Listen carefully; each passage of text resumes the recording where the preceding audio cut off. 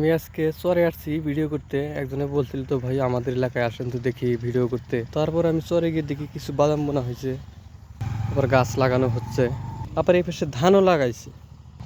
তো আমি ভাবলাম যে আমি একা একা দেখবো কেন, আপনাদেরকে একটু দেখাই, দেখা যাক সামনে আর কি আছে, এগুলো আমরা দেখবো।